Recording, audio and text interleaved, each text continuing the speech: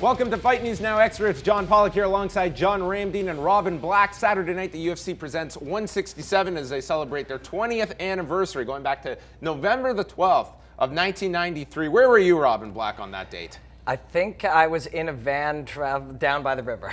No, I don't know. I have no idea. Okay, answers that don't require follow-ups presented by Robin Black right there. 167, though. We've got George St-Pierre defending the welterweight title against Johnny Hendricks. Why can Johnny Hendricks win this fight, John? Johnny Hendricks can win this fight because the guy is just so driven. He's so motivated. All you have to do is go look at the countdown show. The guy is driven because of his family.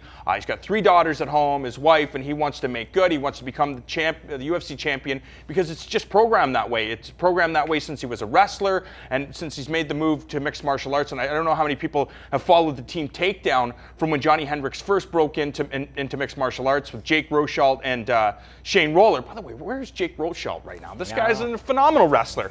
But we saw the progression of Johnny Hendricks, whether it be in the WEC and then making the move to the Ultimate Fighting Championship, just taking one step at a time, beating tough guys on this road to the UFC title, including TJ Grant, John Fitch, Martin Kampmann, and I just think it's his time right now. I mean, George St-Pierre is a guy who knows how to win, but Johnny Hendricks is going to be on fire, just a different challenge than George has faced throughout his career. You know what I like? I like that you didn't mention a huge left hand and you didn't mention that he's a great wrestler, because we've been talking about that like crazy. And the points that you make, I think, are really good. This guy believes he can win and he has the desire to do it. He's not showing up going, I'm finally going to get my $700,000 paycheck from, or in this case, because they're going to do a lot of pay-per-views, my $1 million plus in my pay-per-view percentage, and then roll off and go, well, I fought George St-Pierre once. He's there to knock this guy out. He believes that he can do it. He's in there with that true desire to win this fight. Not a, hopefully I land the punch. And that matters because with George, yes, you've got, Hendricks' left hand in wrestling versus George's all-around brilliant game, but it often at this level, it comes down to the mental game, and this guy's got a really strong one.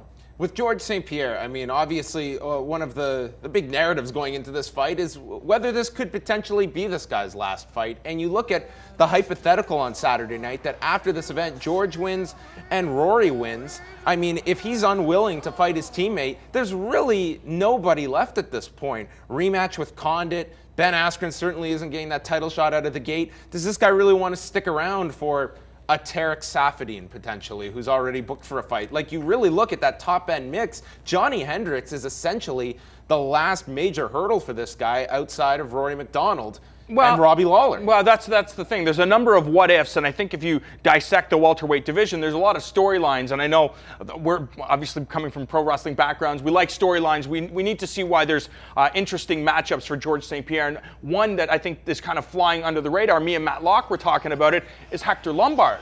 George St-Pierre, the last time he fought a real good judoka was his fight with Karo Parisian. I think his first fight in the Ultimate Fighting Championship. Hector Lombard, a massive guy coming down from 185 pounds, absolutely obliterated Nate Marquardt, again, towards the end of his career. I think the guy's like 34, 36 years old. So I think that's a real interesting challenge. And of course, you mentioned Robbie Lawler, and there's so many other guys out there that are kind of developing at 170 pounds, but it just takes time. You can put Hector Lombard in there tomorrow. The UFC does a great job of selling guys, and in the meanwhile, during that time, don't you feel, though, that this event, more than any other, it's like the breaking point at this point? Like, we can't talk about George St-Pierre and Rory McDonald, but realistically at this point, if we're sitting Rory down and say, hey, Hector Lombard just got his first win in the welterweight division, we're going to wait for him to fight George.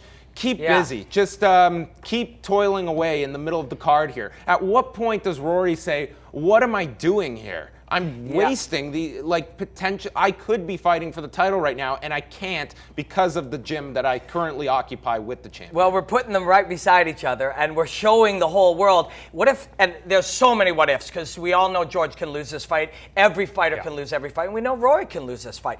But if Rory destroyed his opponent and George just squeaked past his, we're already at the point where you're asking. But what I love about the whole situation is the uncertainty.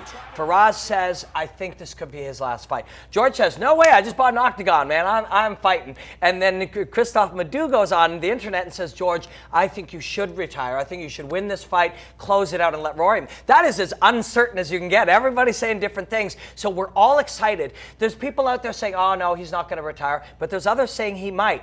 And when the greatest of all time or one of the greatest of all times might retire, you better watch the last fight. This is like Hulk Hogan going into WrestleMania 8, where we just didn't know until the match ends if he would retire and leave for a year amidst steroid allegations. For Hulk Hogan, not for George St-Pierre. We go to Rashad Evans, Chael Sonnen. This is a fight Chael Sonnen has been critical of the promotion. Rashad Evans has said it's kind of fallen under the radar. It is featuring, a former light heavyweight champion and Chael Sonnen that I think they really enjoy a version of Chael Sonnen, which I think everyone is anticipating they will get in the build-up to Vanderlei Silva. Yeah. But, call me crazy, but two analysts joking around with one another, I'm not dying to see this fight. No, I mean, maybe because of the lead up to the fight, because you have two of the best trash talkers in the game not really talking trash because they're friends, they're co-workers, and so on and so forth. And two styles that really don't lend themselves for fireworks. Well, it depends. If you look at the fact that Rashad Evans is an explosive striker, this guy can light you up, he can knock you out, and it's going to be a very difficult challenge for him to try to take Chael Sonnen down to the ground. Which we have not seen that Rashad Evans for a number of years. But he's also facing the best guys in the world. He fought John Jones. What do you want from the guy? John Jones is the man. For the exception of Alexander Gustafsson, he's taken everybody out. I mean, Rashad Evans, yes, that fight with Little Nogueira. Little Nogueira is one of these guys. Dan Henderson, you did not see an explosive Rashad That's Evans. right, because Rashad Evans is still worried about Dan Henderson's right hand. And for Nogueira, I don't think anybody anticipated that Nogueira would end up winning a decision. I think people expected he would lose a decision or get himself knocked out in the process. If I'm Chael Sonnen, I do want to make this an ugly fight. If I'm Rashad Evans, I want to defend the takedown, circle out, and start landing beautiful combinations. So it can really go either way. But, George St-Pierre's a star. He's the biggest pay-per-view star they have. Chael Sonnen's a big star, but he slides in here. It just adds to a great card. There you go. UFC 167 is coming up Saturday night on pay-per-view. We've got more with Fight News Now Extra coming your way.